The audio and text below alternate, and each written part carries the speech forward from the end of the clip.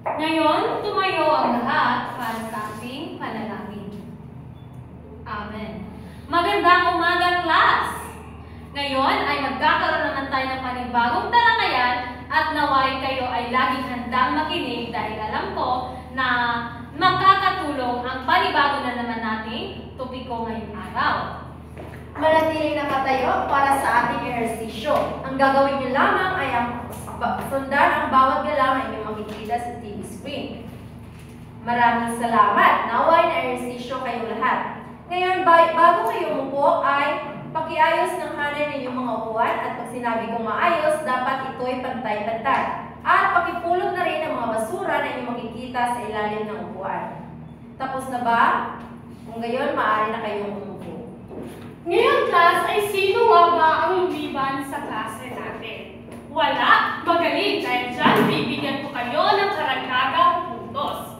Ngayon, ay alam ko may binigay akong taktakarin sa inyo noong nakaraan nating pagkikita. Maaari niyo bang ipasa ito sa harapan? Okay, sige, dahil ako na ang magwawas ko nito. Bago tayo tumungo sa ating bagong talakayan ngayong umaga, ay ipapabasa muna ako alituntunin para sa inyo. Basahin ang sabay-sabay. Maraming salamat na unawaan ng ba ang ating mga alituntunin. Okay, bago tayo magsimula sa ating bagong talakayan ay, ano nga ba ang ating tinalakay noong nakaraang tagpo? Magaling, ang ating tinalakay noong nakaraan ay tungkol sa makrong kasanayan sa pakikinig.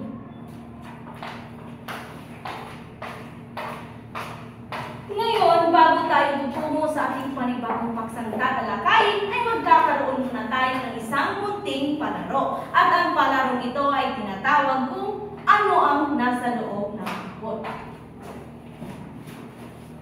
Ngayon ay may hawak akong kahon at ito ay naglalaman ng dalawang bagay. At pipili ako ng dalawang mag-aaral na siyang maging kalahok o bilang maging manlalaro sa umagang ito. Okay, Didal at Digon, maaari ba kayong pumunta dito sa harapan? Ngayon, ipagpalagay na natin na nahulaan na nila kung ano nga ba ang nasa loob ng kahon. Ito ay ang pahina ng isang libro o bahagi ng libro at isang nobela. Ngayon, base sa dalawang bagay na ito, ano kaya ang magiging paksa natin ngayong umaga? Didal, ano nga ba ang magiging paksa natin ngayong umaga? O sa tingin mo ay pagbasa? Tingnan natin kung tama nga ba ang sapantahan ni Didal sa magiging paksa natin ngayong umaga.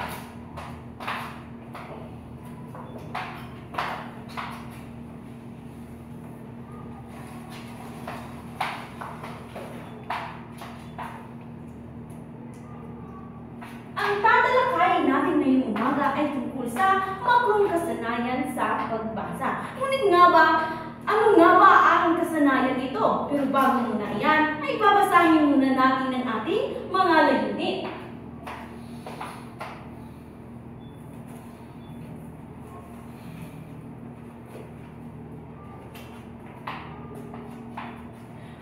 Ngayon, nais ko ninyo itong basahin ng sabay-sabay at malinaw. Sa bilang ko ng 1 hanggang 3, basahin ng sabay-sabay class. Maraming salamat. Class, ano nga ba ang makrong kasanayan sa pagbasa? Mayroon bang sino ang makakasagot sa katanungan ito? Ano nga ba ang makrong kasanayan sa pagbasa? Wala? Okay. Ang makrong kasanayan sa pagbasa ay tumutukoy sa pangkalahatang kakayahan para sa pag-interpret ng mga teksto. At sa pag-unawa nito, ito ay may pangunahing kasanayan dapat nating isaalang-alang. Una na dyan ay ang pagkilala sa mga salita, pag-unawa sa mga pangungusap, teksto, o di kaya'y mga parirala. Pero para sa inyo, ano nga ba ang kasanayan o ano nga ba ang pagbasa? Ilong, ano nga ba ang pagbasa? Ayon kay Ilong, ang pagbasa ay isang mahalagang kasangkapan para makakalam ng impormasyon. At ang kanyang kasagutan ay tama at napakagaling pinaikli niya ang pagpapakahulugan ng pagbasa. Ano nga ba ulit ang sinabi ni Ilong? Didal, sa kung ano nga ba ang pagbasa? Pakiulit ang kanyang sinabi. Okay, magaling dahil nakuha mo at alam kong ikaw ay nakikinig. Ngayon naman, pakiulit sa hanay na ito kung ano nga ba ang kahulugan ng pagbasa. Maraming salamat. At sa hanay na ito naman, pakiulit kung ano nga ba ang kahulugan ng pagbasa. Okay, ngayon, sabay-sabay natin suriin at alamin kung ano nga ba ang pagbasa.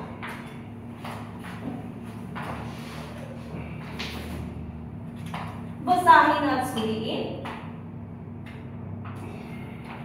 Ang pagbasa ay isang mahalagang instrumento o kasangkapan para tayo ay umunawa at nakakuha ng impormasyon mula sa mga nakasulat na material tulad na lamang ng magazine at iba pang mga babasahing material. Naunawaan ng batas?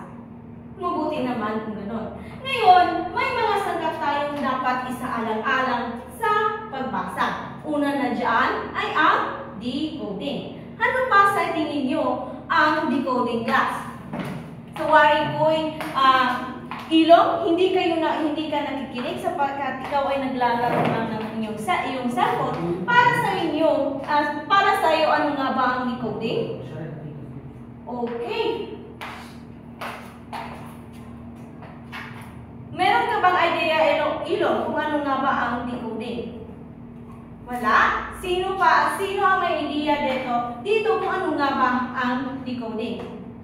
Okay. Ang decoding ay ang pag-interpret sa mga tunog ng mga simbolo. Halimbawa, sa salitang ako o sa mga titik na a, ka, at o, ano nga ba? Kapag ano nga ba ang nabubuong salita kapag ito ay ating pinagsama-sama? Ano nga ba? Marcosa. Magaling. Ito ay ang salitang ako. Yan ang decoding. Kapag tayo ay nagbabasa, dapat natin kailangan. Ano ang kailangan natin gawin? Iladyo. Kailangan natin kilalanin. Napakagaling dahil sinabi mo na dapat natin kilalanin ang mga titik nang sa gayon ay mabasa at maunawaan natin ang mga salitang nakapaloob o nakalibag sa isang babasahin. Ang sumunod naman ay bokabularyo. Sa tingin nyo, bakit nga ba kailangan natin ang bokabularyo sa ating pagbabasa? Okay. Tama, Didal. Kailangan sa pagbabasa, kailangan natin ng maraming bokabularyo sapagkat ito ay kakailanganin natin kapag tayo ay nagbabasa. Nang sa gayon ay lubos nating maunawaan kung ano nga ba ang binabasa natin. Okay, ang sumunod naman ay ang gramatika at syntax. Class, ano nga ba ang gramatika? Ito ay tumutukoy sa mga tungkulin o tumutukoy sa pagbabago ng salita batay sa kanilang tungkulin sa isang pangungusap. Halimbawa, ano ang pagdiwa? Nagsasaad ng kilos. Magaling! Gundaw. Ito ay nagsasaad ng kilos. At ang pangalan naman, ito ay tumutukoy sa ngalan ng tao, bagay, at hayop. Napakagaling ng class.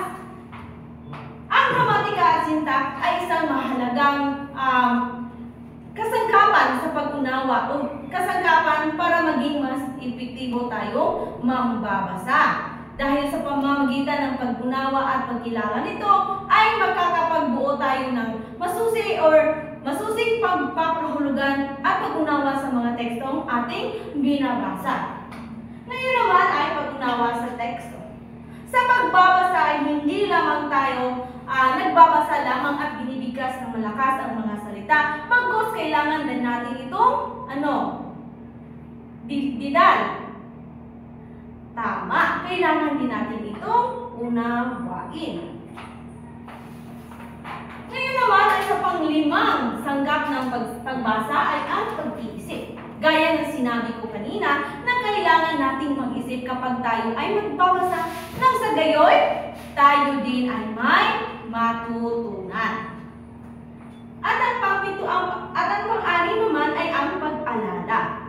Dapat kapag tayo ay nagbabasa, kailangan nating ikonekta sa mga binasa nating mga akda noong nakaraan. Nang sa gayon ay mapapalalim pa natin ang ating mga kaalaman. At ang pang-7 naman ay ang pagganyak.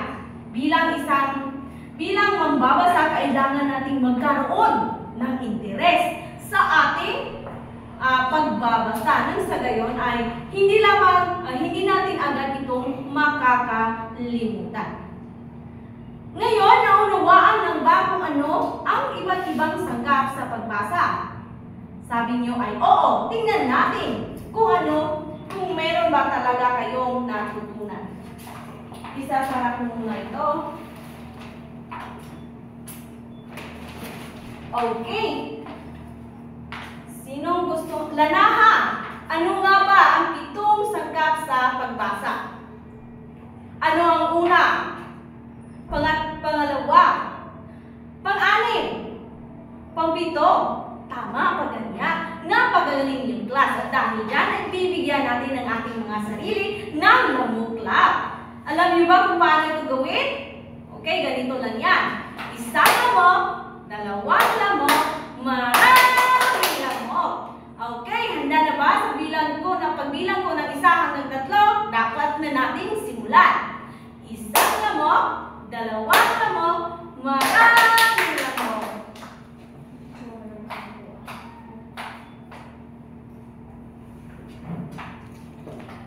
Bakit nga ba mahalaga ang pagbasa, class?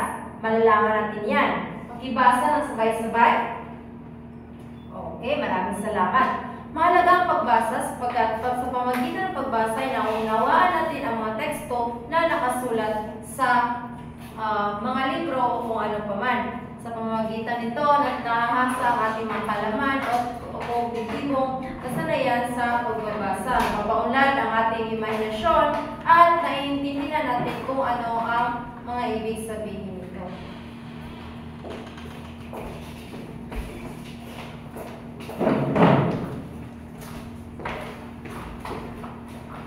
At mayroon tayong 2 paraan ng pagbasa. Ito ay ang pagbasa ng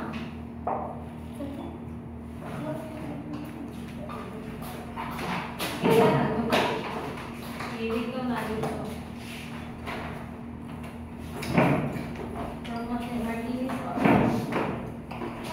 sorry, dito ah. Kana naman gudin mo? Kana o kana? Pwede na sa naman yung film, pwede na. Okay, 1, 2, 3. 1, 2, 3, go.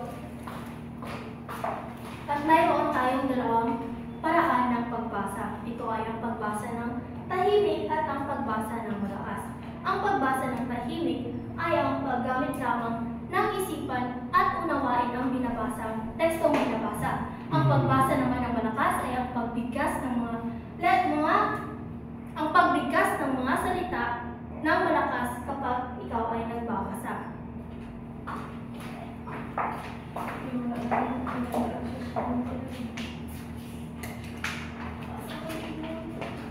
Ngayon naman, class, ay mayroon tayong dapat isaalang-alang sa pagbasa ng tahimik at sa pagbasa ng malakas.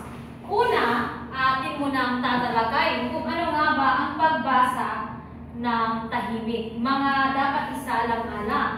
Una, may wastong liwanag at tahimik na kapaligiran. Ibig sabihin na hindi ka maaaring magbasa sa madilim na sulok sapagkat ito ay hindi magiging epektibo. Pangalawa ay palawakin ang talasalitaan. Paano nga ba natin mapapalawak ang talasalitaan? Ginoong Deacon. Okay, mapapalawak natin ang ating talasalitaan sa pamamagitan lamang ng pagkuha ng kwaderno at pagtala ng mga hindi natin pamilyar na mga salita at ito ay ating alamin sa pamamagitan ng diksyonaryo. Pangatlo ay ang basahin ang buong akda at unawain ang buong paksa. Ibig sabihin, class, na upang lubos nating maunawaan, ano ang dapat nating gawin? Veran. Tama. Ito ay kinakailangan nating basahin lahat ng nakasulat na mga simbolo o mga letra o mga salita. Dahil sa pamamagitan nito, malalaman natin ang ano. Ano ang ating malalaman, katubis? Malalaman natin ang nais ipahiwatig o mga impormasyon na ating napupulot. Aulitin mo, Didal, ang sinabi ni Katubis. Tama, palakpakan natin, class. Ngayon naman ay ang pang-apat. Ituloy ang pagkilos ng mga mata mula kaliwa hanggang pa kanan. So ito yung direksyon ng ating mga mata sa tuwing tayo ay magbabasa ng tahimik. Ang panglima naman, class, ay ang panghuli sa pagbabasa ng tahimik na mga dapat isalang-alang. Basahin ng sabay-sabay. Okay. Ibig sabihin, class, na sa pagbabasa natin ng tahimik, hindi natin kinakailangan na igalaw ang ating mga labi. Ano nga ulit? Sorosa. Ang hindi natin dapat igalaw, ito ay ang ating mga labi. Sa pagbabasa ng Karyaga? Sa pagbabasa ng tahimik. Tama, class. Ngayon, pumunta na tayo sa mga dapat isaalang-alang sa pagbasa ng malakas. Okay. Una, basahin mo. Iladyo. Okay. Una dito ay hawakan ng aklat na may sapat na layo buhat sa mukha. Ibig sabihin, class, na mayroong mga taong tinatawag natin na nearsighted at farsighted. Ibig sabihin, class, na kapag hindi mo masyadong nakikita kapag nasa malayo ang libro, nangangahulugan lamang na hindi mo kinakailangan na ito ay mayroong ipapalayo mo sa iyong mukha. Kailangan ito lamang ay may sapat na layo na kung saan ang mga letra ay malinaw mo makikita. So nakadepende ito sa iyong mga katangian. Okay, sa pangalawa, linawin ang pagbigkas ng mga salita. Napakahalaga nito, class. Bakit nga ba ito mahalaga, Melon? Tama, mahusay. Talagang nakikinig si Melon. Ngayon naman ay ang pangatlo. Pag-upulan ng pansin ang mga bantas upang mabatid kung saan ang diin, kung saan itataas ang tinig at kung saan ihihinto. O sa English, ito yung tinatawag natin na rising and falling intonation. Ano nga ba ang ibig sabihin nito? Ilong, dahil ikaw lang ay nakikipag-usap sa iyong katabi. Ano nga ba ang ibig sabihin nito? Okay, tama. Palakpakan natin si ilong, class. Pang-apat ay iayon sa binabasa ang tinig at ekspresyon ng mukha. Okay. Sa pamamagitan nito, class, ay mas maintindihan ng iyong mga audience o mga nakikinig sa iyong pagbabasa kapag ikaw ay may malinaw na expression. Halimbawa na lamang kung ang binabasa mo ay masaya, syempre ang mukha mo ay dapat masaya rin. Ganun, class. At ang panghuli, basahin ng sabay-sabay. Okay. Huwag kalimutang tumingin sa mga nakikinig. O sa English, ano nga ba ang tinatawag dito? Melon. Ito yung tinatawag natin na tama si Melon. Eye contact. So yun lamang, class, ang iba't ibang mga dapat isaalang-alang sa pagbasa natin ng malakas at tahimik. At sa pagpapatuloy naman ay kailangan makinig kayo ng mabuti. Okay, dahil tapos na tayo sa mga dapat isalang-alang, ay tumuko na tayo kung ano ang iba't ibang uri ng pagbagsak. Una na dito ay ang scanning. Okay, so Duvilia, may idea ka ba kung ano ang... Alam kong may idea ka kung ano ang scanning. Tama ang iyong sagot. Basahin natin ang sabay-sabay kung ano ang scanning. Tama ang kanyang kasagutan, class. Ngayon, maaari niyo ba ang unang hanay at sabi kung ano nga ulit ang sinabi ni Soldevilla?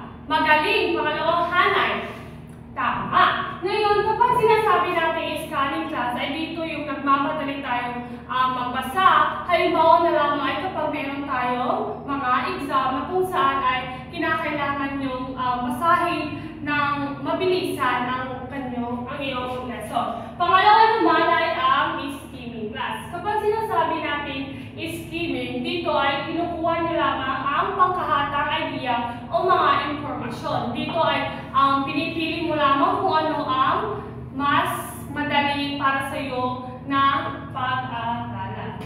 Ngayon ay tumula tayo sa pangatlong uri. Ito ay ang casual. Kapag sinasabi natin casual na pagbasa, dito yung nararanasan mo na kapag ikaw ay boring o kapag ikaw ay napubabaot, ay bumabasa ka ng libro para lamang sa iyong pampalipas oras o para lamang na ikaw ay mainganyo. At ang pang-apat naman ay ang pagbasa pang-impormasyon. Halimbawa na lamang kayo bilang isang estudyante, bumabasa kayo upang makakuha kayo ng mga importanteng impormasyon. Binibining didal, bakit ikaw ay nagsi-cellphone? Maaari bang pakibahagi sa amin kung ano ang pagbasang pang-impormasyon?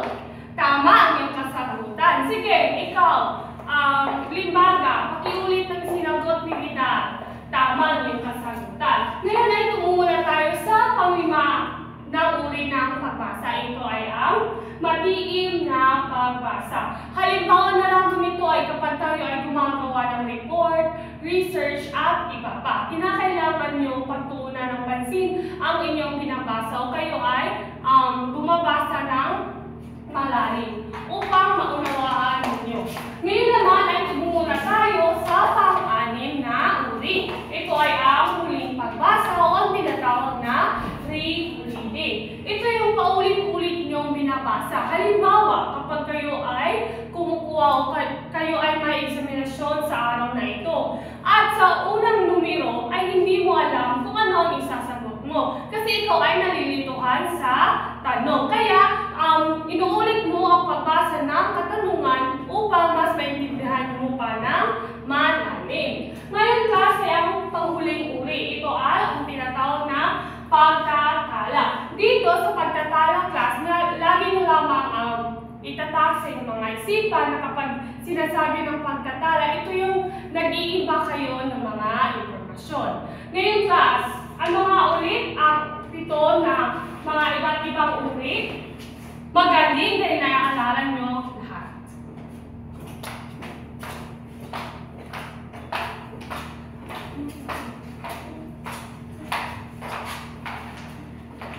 Wala na ba kayong mga katanungan sa ating mga tinalakay ngayong umaga? At dahil wala na, ay titingnan natin kung may natutunan na talaga kayo sa ating paksang tinalakay dahil magkakaroon tayo na isang malikhaing o magkakaroon na tayo na isang panggatang gawain. Ngayon, nais ko kayong pagpapakatin sa tatlong pangkat. At magsimula magbilang sa iyo agad mula 1 hanggang 3. Pakibilisan. May pangkat na ba o may bilang na ba ang lahat?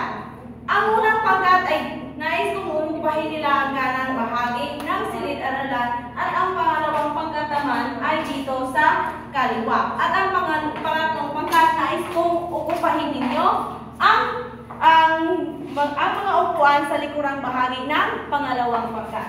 Sa bilang po ng 1 hanggang 5, nais kong nasa mga kanya-kanyang na kayong mga pangkat o grupo.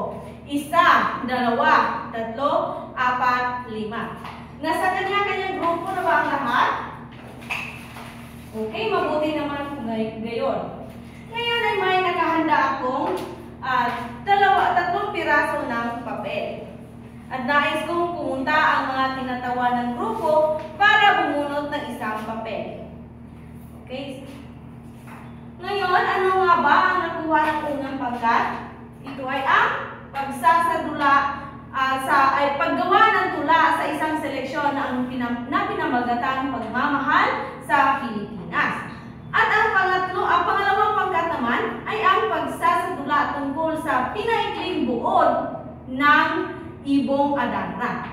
At ang pangatlong pangkat naman ay paggawa ng Paggawa ng isang maikling paggawa ng isang comic strip tungkol sa alamat ng lawin at agila.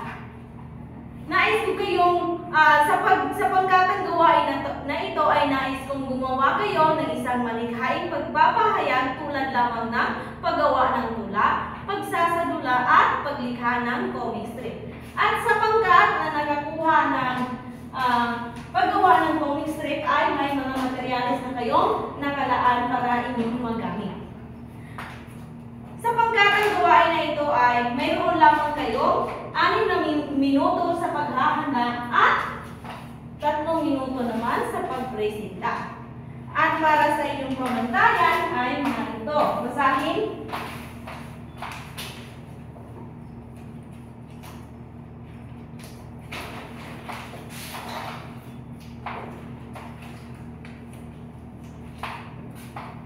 Basahin ng sabay-sabay ang ating mga pamantayan para sa gagawin ninyong pagsasadula. Wala na ba kayong mga katanungan ukol sa inyong gagawin?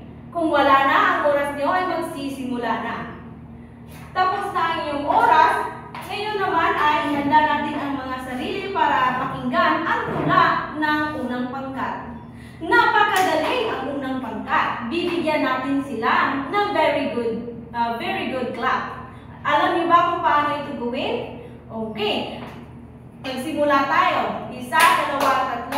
1, 2, 3. Very good, very good, very good. Okay. Ngayon naman ay tingnan na utunghayan naman natin ang pagsasadula ng pangalawang pangkat. Magaling din ang pangalawang pangkat. Tiyak na hindi sila magpapatalo. Kaya naman, bigyan natin sila ng good job clap. Alam niyo ba kung paano ito gawin? Okay, ganito lang yan. 1, 2, 3. 1, 2, 3. J-O-O-D, J-O-B. Good job. Good job. Good job. Ayan. Ngayon naman ay tunghayan natin ang comic strip o obra ng pangatlong pangkat. Napakahusay. Ang pangatlong pangkat ay hindi talaga magpapahuli sapagkat binigyan nila ang buhay ng nakasulat tungkol sa alamat ng lawin at agila. At dahil dyan ay bibigyan natin sila ng infinite clap. Alam niyo ba kung paano ito gawin? Ang infinite clap ay ganito lang yan. 1, 2, 3.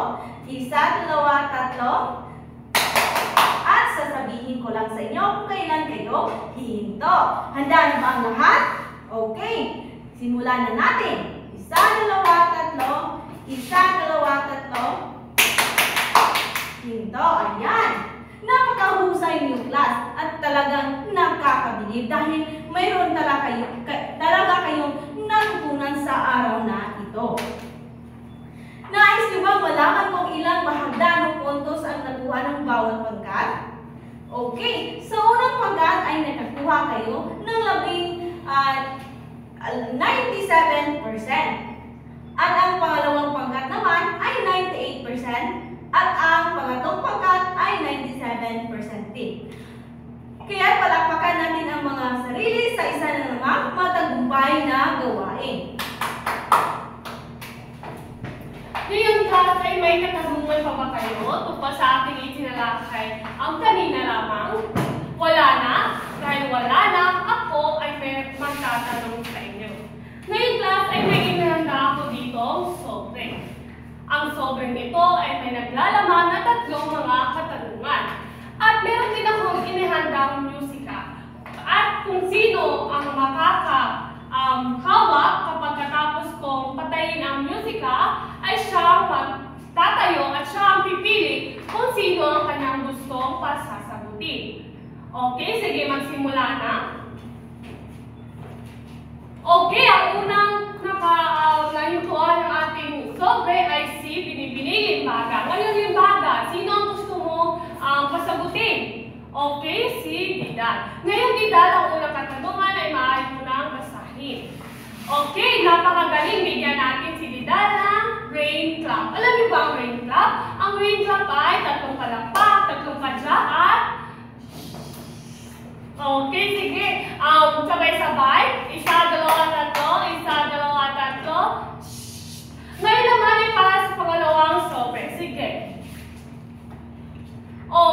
Chabelita, sino ang gusto mong pasagutin? So, Rosa, ikaw ang gusto niyang pasagutin. Ngayon, maaari mo nang basahin kung ano ang katanungan na iyong nakuha.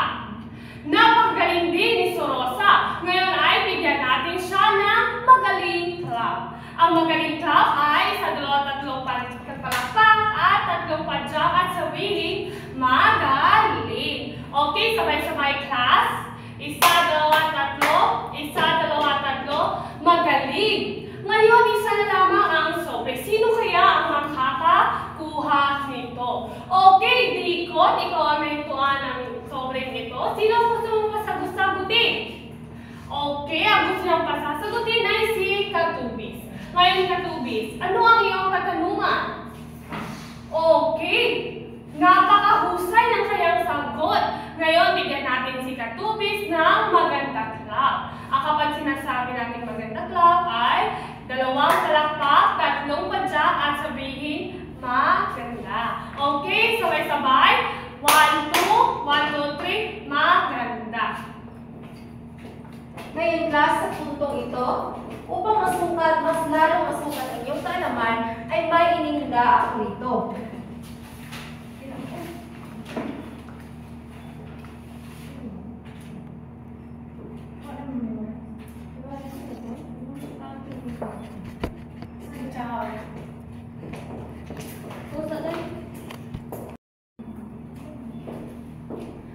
Upang mas masukat ang inyong kaalaman sa paksang ating itinalakay, ay nais kong kumuha kayo ng isang kalahating papel. Ang gagawin niyo lamang ay gumawa kayo ng isang concept map na may kaugnayan sa mga sangkap ng pagbasa. Gagawin niyo lamang ito sa loob ng 5 minuto. Okay, class, maaari niyo nang ipasa ang inyong mga papel. Sa pagbilang ko 5, ay ipasa na ito. 1, 2, 3, 4, 5. At ako naman ang magwawasno nito.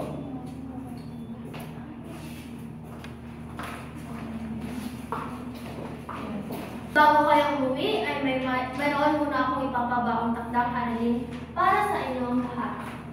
Basahin ang panuto at maraming salamat. Ipasa niyo lamang ito sa susunod nating pag-